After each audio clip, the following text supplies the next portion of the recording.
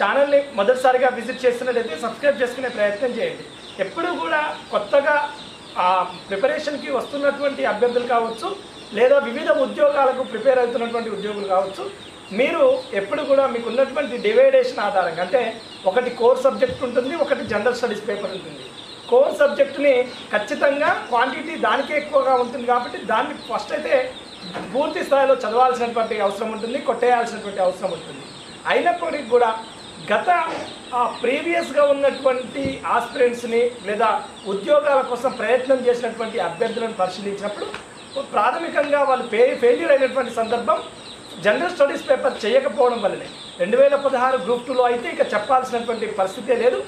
ఎవరైతే ఉద్యోగాలు కోల్పోయినటువంటి అభ్యర్థులను పూర్తిగా జనరల్ స్టడీస్ పేపర్లో వెనుకబడ్డటువంటి వాళ్ళు మాత్రమే పోవడం జరిగింది. సో కోర్ సబ్జెక్టుకు ప్రియారిటీ ఇచ్చినప్పటికీ కూడా పూర్తి స్థాయిలో జనరల్ స్టడీస్లో ఒక్కొక్క అంశాన్ని మీరు సిలబస్ పేపర్ ఆధారంగా, ఎందుకంటే జనరల్ స్టడీస్లో కూడా అన్ని సబ్జెక్టుల మిళితం జనరల్ స్టడీస్ అయినప్పటికీ కూడా ఒక్కో ఉద్యోగానికి ఆ జనరల్ స్టడీస్ పేపర్లో అక్కడ ఇచ్చినటువంటి సబ్జెక్టుల ప్రియారిటీ అనేది ఒక మాదిరిగా ఉంటుంది.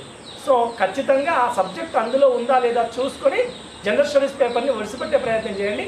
ఖచ్చితంగా మీకు ఉద్యోగం కోల్పోవడానికి అవకాశం మాత్రం జనరల్ స్టడీస్ పేపర్ నుంచే ఏర్పడుతుంది జెన్యూన్ ఆస్పిరెంట్స్కి. ఎందుకంటే వాళ్ళు ఎలాగో కోర్ సబ్జెక్టు కొట్టేయడం జరుగుతుంది, కానీ ఇక్కడ ఉన్నటువంటి జనరల్ స్టడీస్ పేపర్ల పట్ల కొంత నిర్లక్ష్య వైఖరి కారణంగానే తాము గతంలో ఫెయిల్యూర్ అయినటువంటి సందర్భం